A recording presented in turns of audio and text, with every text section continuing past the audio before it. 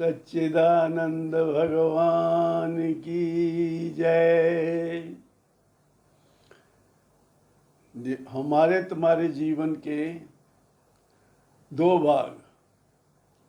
एक भाग वो जो बीत चुका, जब से हमने जन्म लिया, जब से शरीर धारण किया, तब से अब तक जो जीवन बीत गया, एक भाग वो। और अब से मरण पर्यंत जब इस शरीर को छोड़कर जाएंगे, एक भाग वो।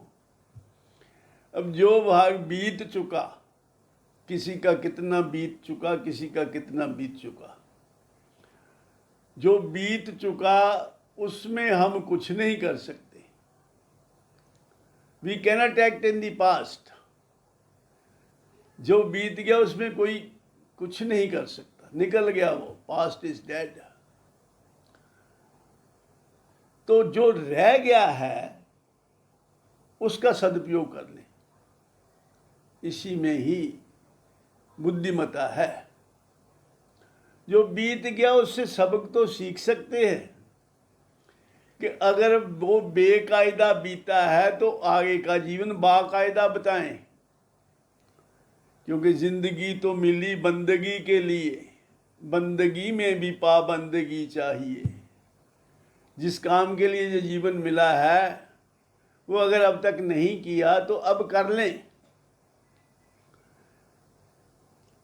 ऐसे है, पुराने ज़माने में लोग कुएं से पानी निकाल कर पीते थे। ये पाइप वाटर नहीं था, ये हैंड पंप भी बाद में आए। उससे पीछे जाएं तो कुएं से पानी निकालते थे, बाल्टी के साथ एक डोरी बांधते थे और उसको पानी में, बाल्टी को भेजते थे, डोरी हाथ में पकड़ के रखते थे और फिर बाल्टी पानी की भर के फिर डोरी को खींचते थे तो फिर बाल्टी बाहर पानी की भर के आ जाती थी। ऐसा किया करते थे। तो डोरी सारी पानी में जा चुकी मान लो, और एक उसका सिरा हाथ में है। उसको भी अगर बुद्धिमता से, सावधानी से उसको पकड़ के रखें और आहिस्ता आहिस्ता खींचते रहें तो डोरी भी सारी निकल आएगी और पानी भी निकल आएगा। अगर सावधानी हटी, ध्यानपूर्वक नहीं काम किया तो हाथ से अगर वो सिरा निकल गया तो डोरी भी गई और बाल्टी भी गई और पानी भी नहीं मिला। ये कहने का मेरा तात्पर्य ये है कि जो जीवन बचा है उसमें सावधानी पूर्वक उसका इस्तेमाल करें।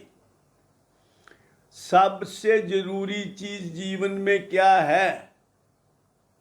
जीवन इटसेल्फ सबसे जरूरी है, सबसे कीमती है। इसकी कोई कीमत नहीं। इसका मतलब ये नहीं कि इसकी कोई कीमत नहीं का मतलब ये भी हो सकता है ये बिना कीमत का है और इसलिए इसका कोई अर्थ भी नहीं है, इसका कोई महत्व नहीं है। ऐसा नहीं। इसकी कोई कीमत नहीं का मतलब है कि किसी चीज को भी देकर जीवन नहीं मिल सकता। कहते हैं सिकंदर जब विश्व विजय के लिए निकला तो इंडिया में भी उसने जब काफ़ी कुछ जीत लिया तो भी बीमार हो गया और काफ़ी समय से उसकी सैनिक जो घर से निकले थे उन्होंने भी विद्रोह कर दिया, हम अपने घर वापस जाएंगे, इतनी लंबी लड़ाइयाँ हमसे नहीं लड़ी जाती। तो वो बहुत सी दौलत अपने साथ लेकर, माल खजाने लेकर, जितने जितने राज्य जितने जीते थे उनका खजाना, उनके हीरे जवाहरात, वो सब ले कर के वो अपने देश यूनान वापस चला गया।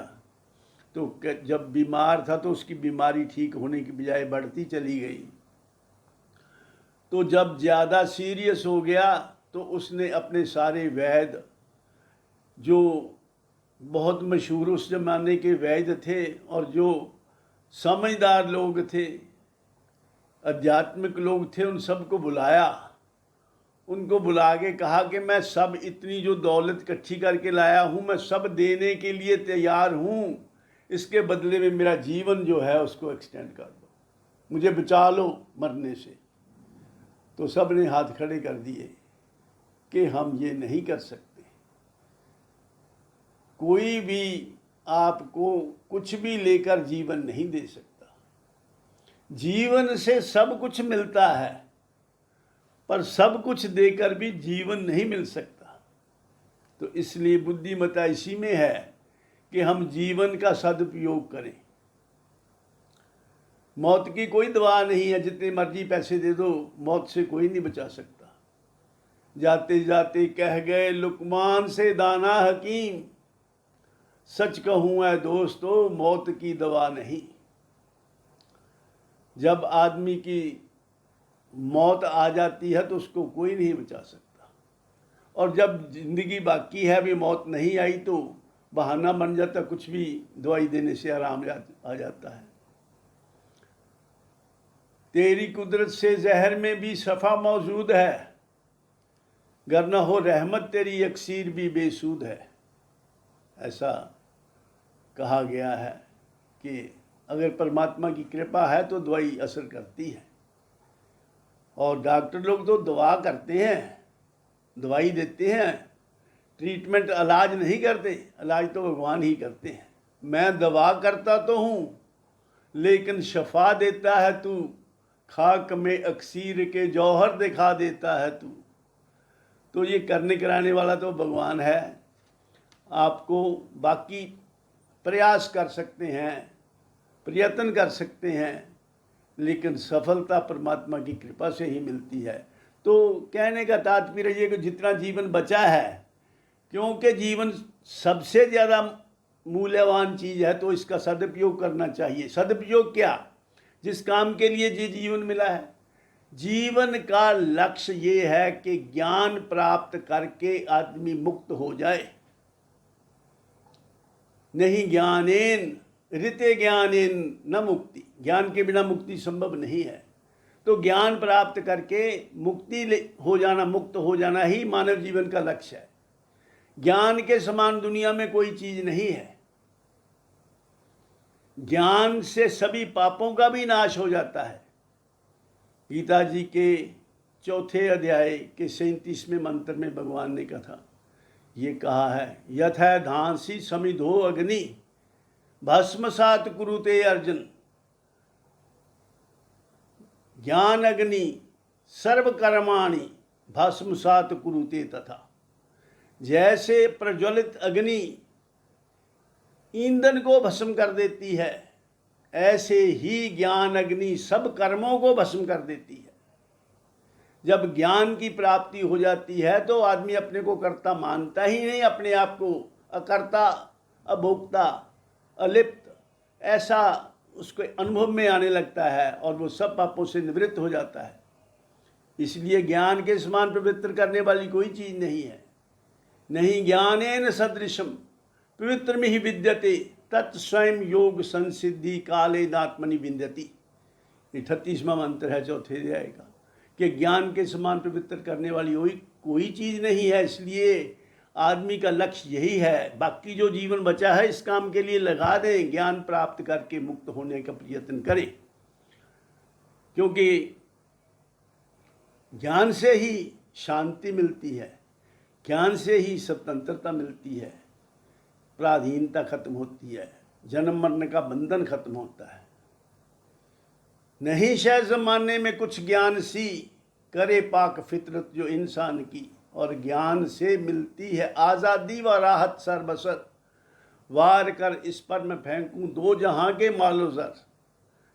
सब कुछ ज्ञान पर बलिदान कर सकता है आदमी, ज्ञान के समान और कोई चीज़ नहीं है। तो ज्ञान प्राप्त करके मुक्त होना ही इस जीवन का लक्ष्य है, उस तरफ काम करना चाहिए। बाकी का जो जीवन बचा है उसे बाकायदा खर्च करें, ना कि बेकायदा खर्च करें।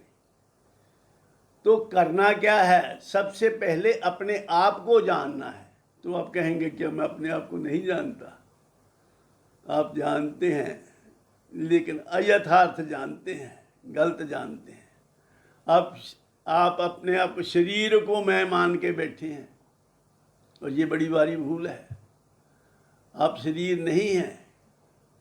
You are not the body, you have a body. शरीर आपको मिला है, आप शरीर के स्वामी हैं, आप शरीर नहीं हैं। ये आपका आइडिया है कि आई एम बॉडी, ये गलत आइडिया है, ये गलत धारणा है। शरीर को मैं मानकर ही आप कर्मों का कर्ता बनकर फंस जाते हैं। देह को मैं मानकर कर्मों का कर्ता बन गया, फल भोगने के लिए धारण किया चोला नया। जिस तरह का कर्म था चोला वैसा सिल गया, और वैसे ही फल भोगने को चोला वैसा मिल गया। आदमी जन्म मरण के चक्कर में इसलिए पड़ता है कि वो अपने आप को ठीक तरह जानता नहीं, अपनी पहचान गलत समझ बैठा है अपने आप को। देखो ये कॉमन सेंस की बात है, जो मेरा है वो मैं नहीं हो सकता। ये हाथ मेरा है, ये मैं थोड़ा हो सकता हूँ। ये कुर्ता मेरा है, कुर्ता मैं थोड़ा हूँ। इसी तरह शरीर मेरा है। आप कहते हैं, आप रोजे कहते हैं मेरा शरीर है, मेरा शरीर आज दर्द कर रहा है, मेरा शरीर आज स्वस्थ नहीं है, मेरे शरीर में ये विकार है, ये सब चीज़ें आप रोज़ कहते हैं। मेरे बाल कहते हैं, मेरा फेस कहते हैं, मेरे बाजू कहते हैं, मेरी टांगें कहती हैं, मेरे पैर कहते हैं, सब मेरा मेरा मेरा, और शरीर मेरा। तो फिर शरीर मैं कैसे हो गया? मैं जो होता है वो मेरे से अलग होता है। यही यथार्थ बोध है जो इसको समझ लेता है, मैं को और मेरे को अलग अलग जान लेता है, वो फिर कर्म के बंधन में नहीं आता। प्रकृतिम पुरुषम चैव विद्यानादि उभापपि विकारांश गुणांश चैव विद्धि प्रकृति संभवान। और कार्य कर्ण कर्तृत्व हेतु प्रकृति रुच्यते, पुरुष सुख दुखा नाम भोक्तृत्व हेतु रुच्यते। पुरुष और प्रकृति दोनों को अलग अलग जानो। ये जो अंदर हमारे है ये क्षेत्रज्ञ, ये पुरुष है, ये अकर्ता भोक्ता है, और कर्म सारे प्रकृति में हो रहे हैं। तत्वेतु महाबाहो गुण कर्म विभाग यो। ये जो गुण और कर्म के विभाग को तत्ववेत्तों ने ये अलग अलग जाना है। गुणा गुणेषु वर्तन्त इति मत्वा न सज्जते। ये गुण ही गुणों में बरत रहे हैं, तुम तो अकर्ता हो, अभोक्ता हो। तो इसलिए ऐसा जानकर जो आदमी इस फर्क को जान लेता है, क्षेत्रज्ञ, भगवान ने इसको गीता जी के 13वें अध्याय में ऐसे डिफाइन किया है। ये शरीर क्षेत्र है, जो इसको जानता है, इसका स्वामी है, वो क्षेत्रज्ञ है। और इसके लास्ट मंत्र में भगवान ने ये कहा है कि क्षेत्रज्ञ योरेव मंत्रम ज्ञान चक्षुषा भूत प्रकृति मोक्षम चा ये विदुर्यांति ते परम। जो इस फर्क को जानकर इस अवेयरनेस में मरता है, शरीर छोड़ता है, मरता क्या, मरता तो कोई है नहीं। शरीर को छोड़ना और नया शरीर धारण करना, यही प्रोसेस है। इसी को हम मौत कह देते हैं। तो क्षेत्रज्ञ योरेव मंत्रम ज्ञान चक्षुषा भूत प्रकृति मोक्षम छा ये विदुर्यांति ते परम। जो ये जानकर शरीर को छोड़ता है, इस अंतर को जान लेता है, क्षेत्र और क्षेत्रज्ञ के अंतर को जानकर जो बॉडी को छोड़ता है, वो फिर उसका दोबारा जन्म नहीं होता, उसका मोक्ष हो जाता है। तो हमें मोक्ष प्राप्ति के लिए ज्ञान प्राप्ति करनी है, और ज्ञान प्राप्ति के लिए ही सब प्रयत्न करना है। जो जीवन बाकी बचा है उसमें ये काम कर लें तो फिर हम जन्म मरण के साइकिल से छूट जाएंगे। पुनरपि जननम पुनरपि मरणम पुनरपि जननी जठरे शयनम यही संसारे बहु दुस्तारे कृपया पारे पाहि मुरारे। भगवान की कृपा हम पर हो और हम इस ज्ञान को प्राप्त कर लें तो हम जन्म मरण के बंधन से हमेशा के लिए छूट जाएंगे। इन शब्दों के साथ आज के इस एपिसोड को समाप्त करते हैं, बाकी की चर्चा फिर करेंगे। तो मैं आप सबके कल्याण की कामना करता हूँ, आप सब के जीवन में आनंद और खुशियाँ रहें। सर्वे भवन्तु सुखिनः, सर्वे सन्तु निरामया, सर्वे भद्राणि पश्यन्तु मा कश्चित् दुःख भाग् भवेत्। ओम शांति शांति शांति।